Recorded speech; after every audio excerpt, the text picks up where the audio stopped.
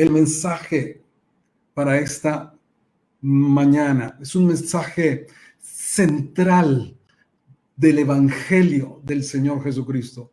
Es uno de los pilares, creo que son dos los pilares en que se sostiene el cristianismo. Y leímos la historia y la hemos conocido desde niños por la tradición, por las películas, pero no queremos dejar pasar en este día y poder mirar realmente por la revelación que el Espíritu Santo da acerca del poder del mensaje de la cruz. Este es el mensaje de esta mañana. Todos sus sentidos, toda su atención, porque la obra de la cruz realmente es el asidero legal para que todas las bendiciones de parte de Dios puedan llegar a nosotros. Si quitamos la cruz de nuestra realidad y revelación, entonces no tenemos ningún poder. Ningún poder. Porque primera carta a los Corintios, capítulo 1 y el versículo 18, Pablo dice, porque la palabra de la cruz o el mensaje de la cruz, lo que contiene la obra de Jesús en la cruz, aunque es locura o insensatez, dice otra versión, para los que se pierden, para los que se salvan, esto es para nosotros. Esta palabra de la cruz, este mensaje de la cruz, la revelación de la obra del Señor Jesús en la cruz es poder de Dios. Poder de Dios. Y sabes que Jesucristo y el crucificado fue el corazón de la predicación de los apóstoles. Jesucristo crucificado y resucitado. Los dos pilares en que se sostiene la doctrina cristiana. Dijo el apóstol también en el versículo 23 de la misma carta, 1 Corintios 1:23, pero nosotros predicamos a Cristo crucificado. Para los judíos ciertamente es un tropezadero y locura, insensatez. La cruz era un símbolo de escarnio, de vergüenza. Era un instrumento para atemorizar a la gente y que lo pensara bien si iba a cometer algún delito, algún homicidio, asesinato, porque ese era el castigo, era un escarmiento público. Eso Dios utilizó, ese instrumento, para allí sacrificar a su único hijo a quien amaba. Y lo hizo por amor a ti, por amor a mí. Mira, Pablo está diciendo también en el capítulo 2 de esta primera carta a Corintios 2, 1 al 2. Así que hermanos, cuando yo fui a ustedes para anunciarles el testimonio de Dios, oiga bien, la cruz es el testimonio de Dios. Cuando oímos decir a las personas, aún creyentes, ¿será que Dios me ama? Por las situaciones que le puedan estar pasando, por el sufrimiento, por el dolor. Cuando oímos decir a las personas, ¿será que Dios me ama? Realmente es porque no tienen una revelación de la obra de la cruz. Porque ese es el testimonio de Dios, el máximo testimonio de Dios, de su amor por nosotros. Es la más clara demostración del amor de Dios por cada uno de nosotros. Entonces, continúa diciendo, cuando le fui a anunciar el testimonio de Dios a Cristo crucificado, no fui con excelencia de palabras o de sabiduría, pues me propuse no saber entre ustedes cosa alguna, sino a Jesucristo y a este crucificado. Pablo, que había ido al tercer cielo, había sido llevado, él dice en esta misma carta a los Corintios, no sé si fui en el cuerpo o si fui fuera del cuerpo y oí palabras inefables que no le han sido al hombre expresar. Yo creo que más de uno estaría curioso. Cuéntenos, Pablo, dinos qué los ángeles que dicen por allá, qué se comenta en el cielo, qué. Pablo dice, yo me propuse no saber nada, nada diferente a Jesucristo y a este crucificado. Porque más adelante en el capítulo 3 de esta misma carta a los Corintios, Pablo dice que no se puede poner otro fundamento que el que está puesto, el cual es Jesucristo. Y en el capítulo 15 vuelve a decir, este es el evangelio que he recibido del Señor y ustedes si permanecen en él van a ser salvos, que Jesucristo murió por nuestros pecados, conforme a las Escrituras, que fue sepultado y resucitó al tercer día, conforme a las Escrituras, y apareció a muchas personas. ¿Qué evangelio es el que tenemos hoy en día? El evangelio de Dios, súpleme, Dios deme, Dios hágame, Dios sírveme. ¿Cuál es el evangelio que nosotros creemos? ¿Qué es lo que hemos recibido? ¿Por qué este hombre, tal vez uno de los que más se asemejó a Jesús, está casi que anonadándose, restringiéndose y decir lo que ustedes necesitan saber es el mensaje de la cruz, que es poder de Dios para salvación, poder de Dios? Y vamos a ver por qué la cruz, por qué la cruz, por qué la muerte de cruz. Pues era la única forma de que se cumplieran las Escrituras. La muerte de Jesús fue anunciada por los profetas, lo que se conocen como los salmos mesiánicos. Hay más de 14 a 16 salmos mesiánicos, donde hay referencias que se cumplieron, muchas de ellas en la crucifixión.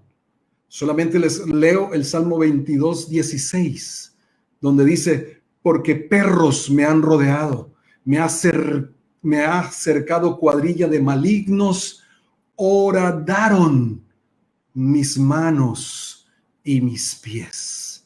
Horadar es perforar, horadar es abrir huecos. Y eso fue lo que le hicimos todos nosotros por medio de los clavos en sus manos y en sus pies. Y sabes una cosa, leía un material en estos días. En el cielo está la evidencia de esas heridas. El cordero que fue inmolado. Cuando él se le aparece a los discípulos y Tomás no cree porque no había estado en la primera reunión, Jesús que le dice, mira las heridas, mira los agujeros en mis manos, mete tu mano en mi costado. Sus heridas. No había otra manera de cumplir estas profecías siglos atrás, como la que está en Isaías 53, 12. No solamente los salmos, Jesús tomó, cuando les habló a los discípulos de Emaús, él dice que les abrió las escrituras de Moisés, de los salmos, de los profetas. Aquí dice, por tanto, yo te daré parte con los grandes y con los fuertes repartiré despojos, por cuanto derramó su vida hasta la muerte y fue contado con los pecadores, habiendo él llevado el pecado de muchos y orado por los transgresores. Lo crucificaron entre ladrones. Tuvo pecadores a su lado hasta en su muerte, pero derramó su vida. Si ustedes leen el Salmo 22, es uno de los salmos mesiánicos. Allí aparece cómo se descoyuntaron sus huesos con el peso, cómo vino esa muerte por asfixia mecánica y demás. Ahora, al ser la muerte de cruz, la clase de muerte que era, puso en evidencia inquebrantable la decisión del Padre de resolver de una vez por todas la condición de nuestra humanidad, de la raza humana. Pero sabes una cosa, el mensaje de la cruz y la cruz misma ha tenido enemigos desde entonces. Filipenses capítulo 3, 18 dice, porque por ahí andan muchos, de los cuales os dije muchas veces, y aún ahora lo digo llorando, que son enemigos de la cruz de Cristo. Me impactó mucho un mensaje, una imagen que la posteé en algunas redes sociales en esta semana. Y yo sé cuando cuando Dios está en algo tratando de llamar mi atención. Una de mis oraciones diarias: Señor, abre mis oídos para oír como los sabios. Abre mis oídos para oír tu voz y saber qué es lo que tú confirmas. Esa imagen decía: no te hace cristiano el que oigas música cristiana, el que vayas a conciertos cristianos, el que te reúnas en una iglesia con mensajes cristianos. No te hace cristiano, pero sí te hace cristiano el que te niegues a ti mismo, el que tomes tu cruz y que lo sigas a él. Eso sí te hace cristiano. Porque hay enemigos de la cruz de Jesús, que también debe ser nuestra cruz para esta vida. Con Cristo estoy juntamente crucificado. Los que son de Cristo han crucificado su carne con sus pasiones, con sus deseos. El espíritu religioso es un enemigo de la cruz, que convirtió el mensaje de la cruz en una imagen para llevar en el cuello o en cualquier otra parte. Pero también el humanismo es un enemigo de la cruz, porque el humanismo ha centralizado al hombre como el centro de todo, alrededor de quien gira todas las cosas. Pero también las filosofías orientales y de otras religiones que permean aún nuestra sociedad occidental, como la reencarnación, como filosofías hinduistas de la superación personal. Todos estos son enemigos de la cruz. Satanás y sus demonios, que pensaron que crucificándolo habían ganado, no sabían que Dios iba a usar ese instrumento para destruirlos.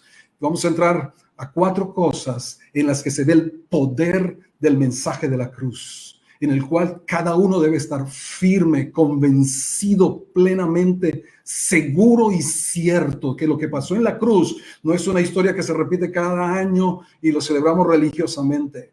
Sucedió una vez y para siempre. Y sabe, cuando leímos allí en Marcos, aparecía que Jesús fue crucificado a las 9 de la mañana. Pero a partir de las 12 del día, hasta la hora novena, las 3 de la tarde, hubo 3 horas de oscuridad. Hay mucho que hablar, muchos mensajes maravillosos acerca de esto, pero el tiempo no nos da para hacerlo hoy.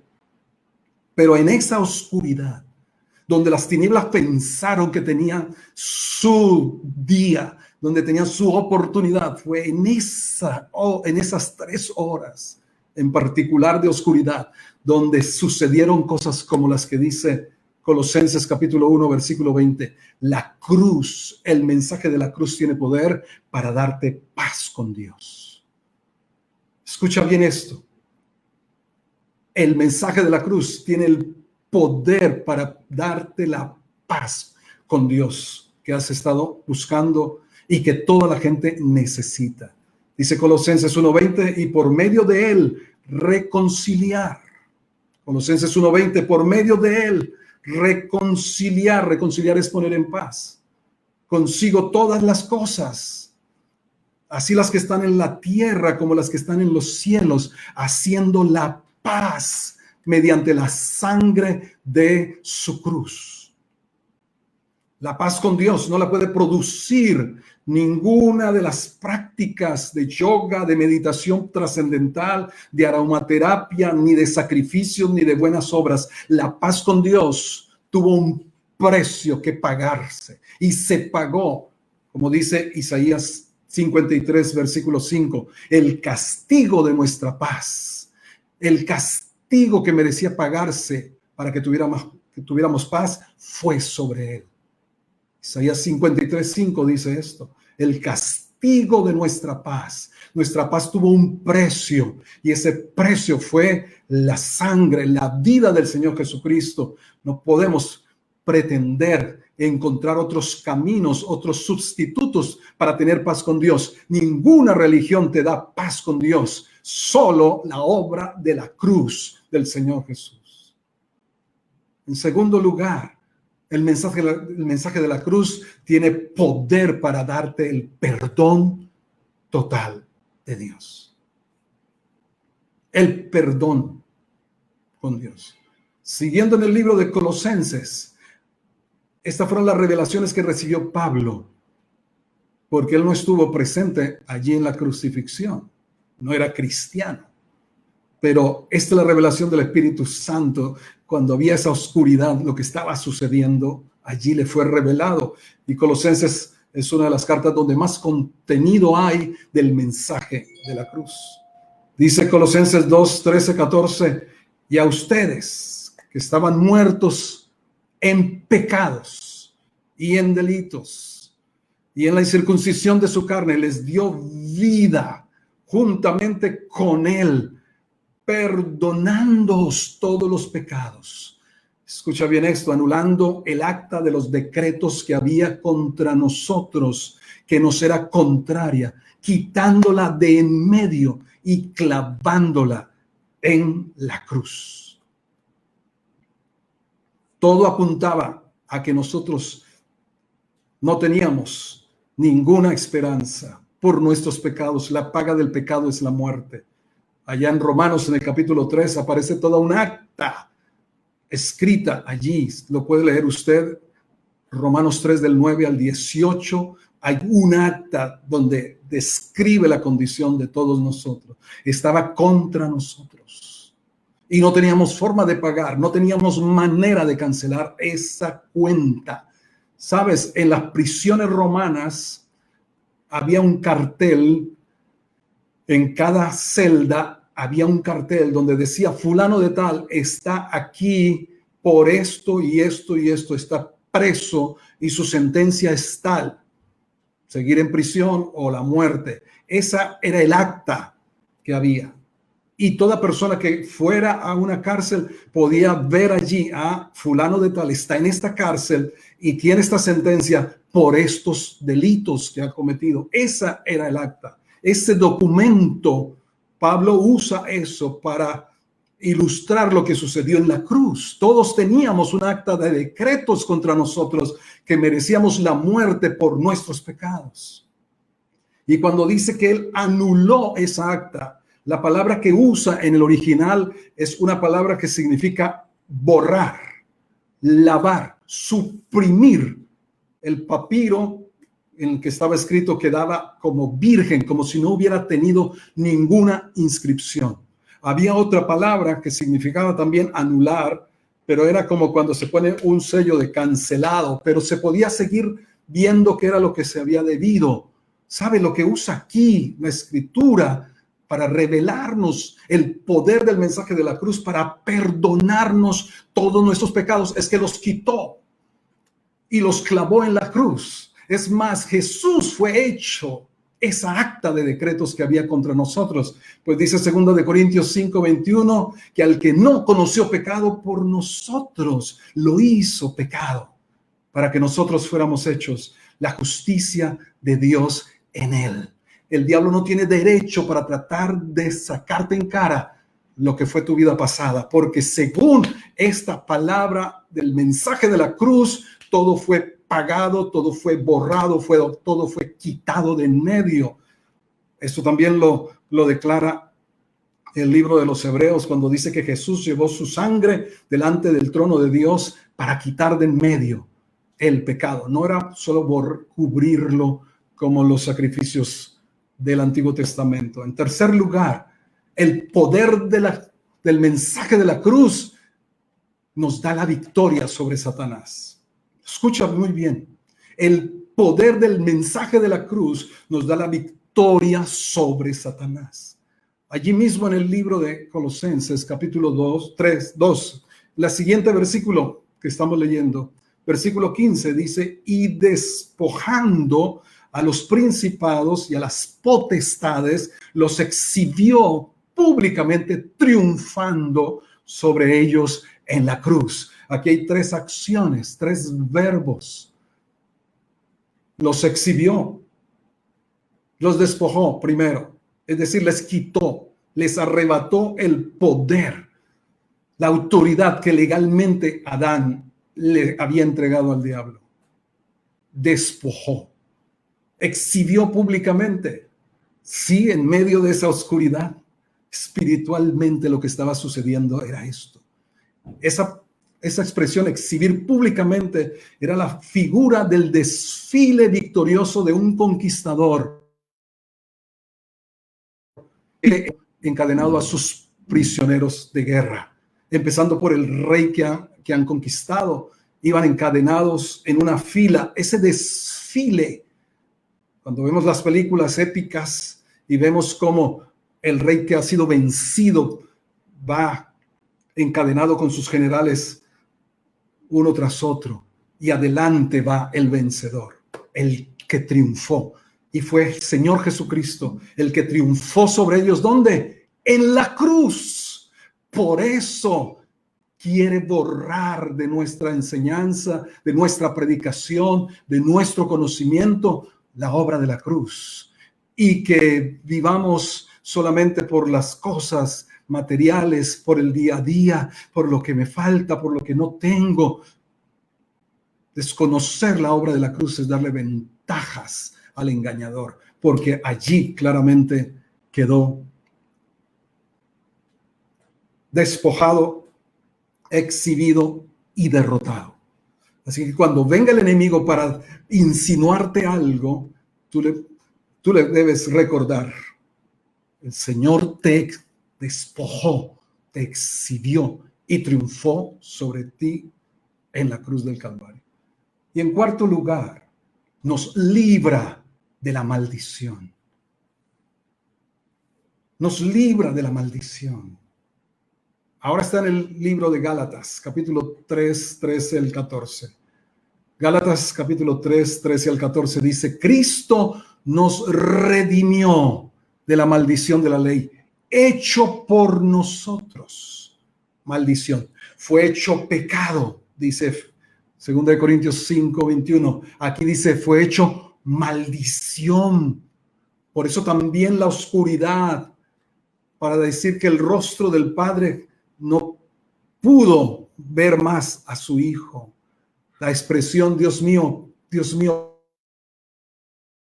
¿por qué todo esto estaba sucediendo? Jesús fue hecho todo lo que nosotros éramos, todo lo que nosotros éramos, todo lo que nosotros padecíamos, todo lo que el primer Adán, por su desobediencia, fue por la obediencia del postrer Adán, nosotros podamos ser completamente libres, porque aquí dice: porque escrito está, maldito todo el que es colgado en un madero. Eso estaba escrito ¿dónde? En Deuteronomio 21, 22 y 23, solo para su concordancia, su cita ahí al lado de Gálatas 3, 13, 14. Deuteronomio 21, 22 y 23 está declarando esto acerca de que era maldito todo aquel que fuera colgado en un madero.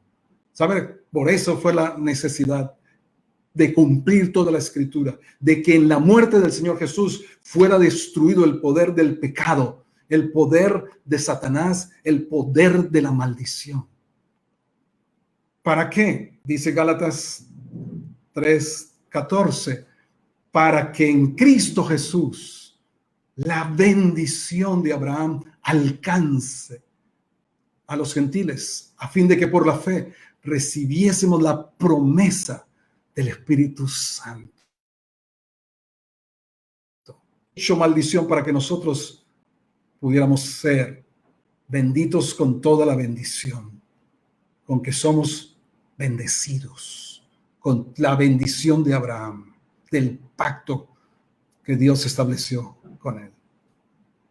Ahora, cuando uno lee Deuteronomio 28 y hace como un resumen de las consecuencias de la maldición de la ley, allí en Deuteronomio 28, del versículo 16 en adelante, pues en resumen, la maldición de la ley acarreaba derrota, acarreaba enfermedad, acarreaba pobreza y muerte.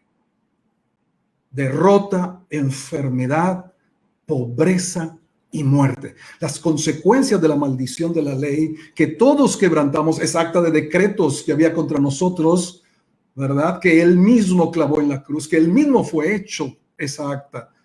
Allí estaban contenidas también las maldiciones. Derrotados, enfermos, pobres, muertos, sin frutos. Usted puede encontrar aquí. ¿Y qué sucedió cuando crucificaron a Jesús? Le pusieron una corona de espinas. Eso está en Juan 9:2. La corona de espinas, ¿qué representaba? La maldición sobre la tierra. Cuando cayó Adán y desobedeció, Dios maldijo la tierra y ya no le iba a producir lo mismo que antes de la caída. Iba a ser arduo el trabajo, sudor, con el sudor de la frente ganarás el pan. Pero también en la cruz, Jesús llevó nuestras enfermedades. La enfermedad.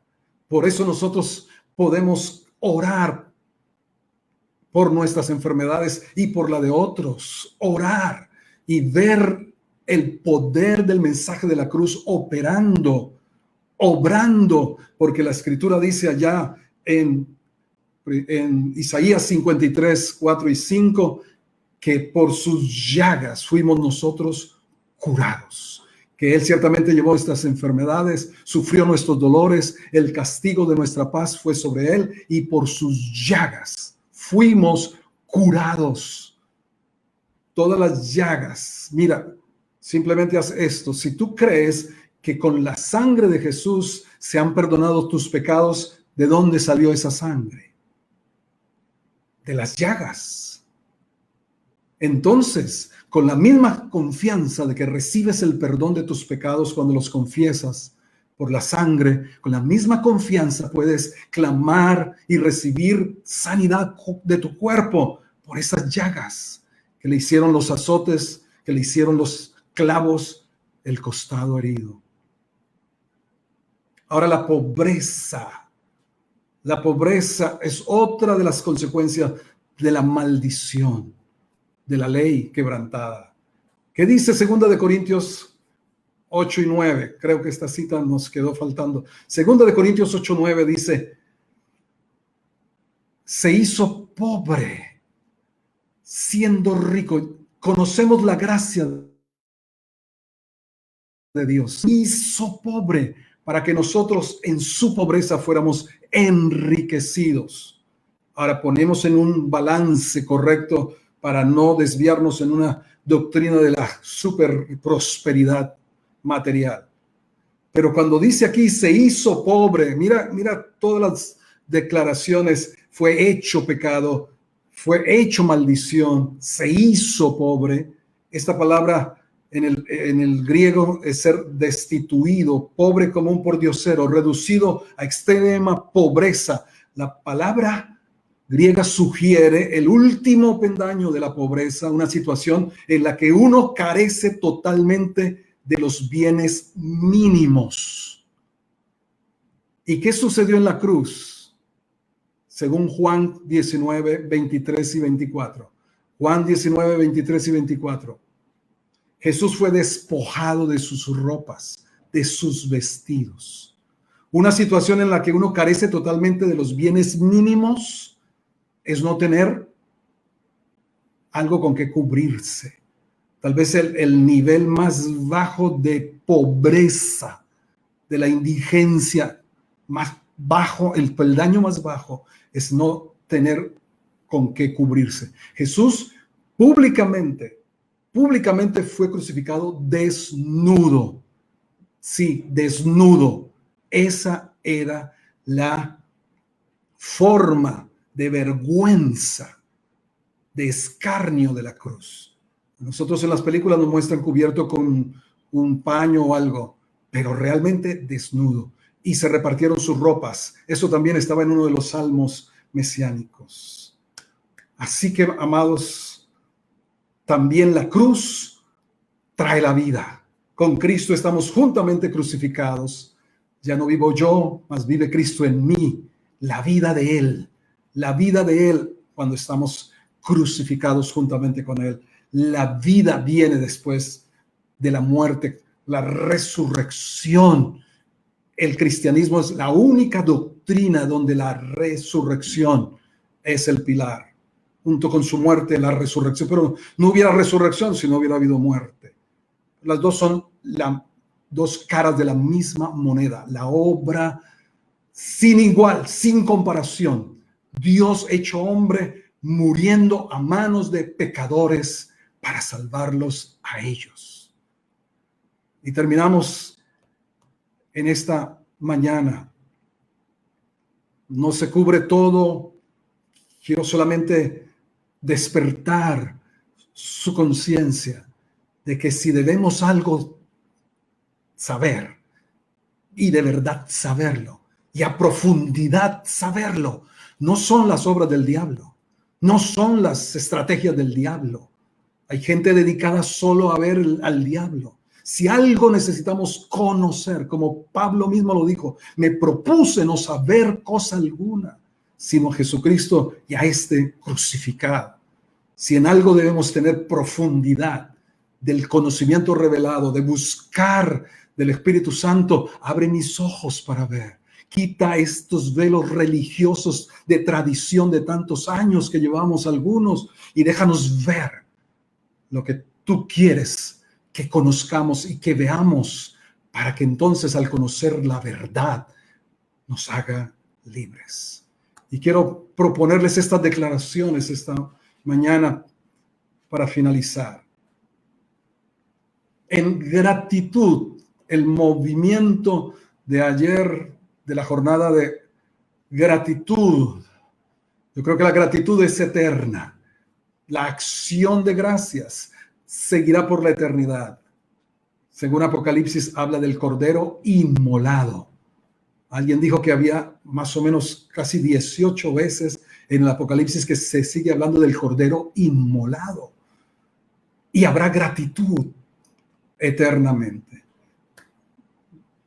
Declare conmigo, con toda confianza: te agradezco, amado Jesús, pues fuiste castigado para que yo fuera perdonado. Te agradezco por dejarte herir para que yo pueda ser sanado. Te agradezco el que te hiciste pecado para que yo pueda ser justificado. Te agradezco que sufriste la muerte en mi lugar para que pueda compartir tu vida. Te agradezco que te convertiste en maldición para que pueda recibir todas las bendiciones. Te agradezco que soportaste mi miseria, mi pobreza, para que pueda recibir tu abundancia. Te agradezco que llevaste mi vergüenza para que yo pueda compartir tu gloria. Te agradezco que soportaste mis rechazos y por eso puedo gozar de la aceptación del Padre. Te agradezco por todo lo que hiciste por mí en la cruz. Amado Jesús. Y decido, si estás de acuerdo conmigo en esta declaración, hazlo. Está escrito en la segunda carta de Corintios, capítulo 2. Perdón, segunda carta de Corintios, capítulo 5. Tener este entendimiento.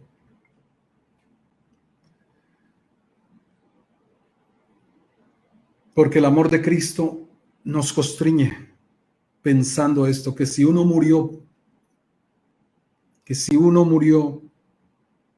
por todos, luego todos murieron. Y por todos murió, para que los que viven ya no vivan para sí, sino para aquel que murió y resucitó por ellos. Si estás de acuerdo con esta palabra, haz esta declaración. Ya no quiero vivir más para mí. Ya no quiero vivir más centrado en lo mío. Quiero vivir para ti, Señor Jesús, que moriste y resucitaste por mí. Padre, te doy gracias. Espíritu Santo, ministra cada uno de nuestro ser, a cada uno en su espíritu, su alma, en su cuerpo, porque hubo provisión suficiente para todos y cada uno de nosotros y para todas y cada una de nuestras necesidades en la cruz, por la gracia de la cruz, de la obra tuya perfecta, completa, que se revalidó con tu resurrección al tercer día. Vives y vives para recibir nuestra alabanza, nuestra gloria, nuestra adoración, nuestro amor, nuestro servicio.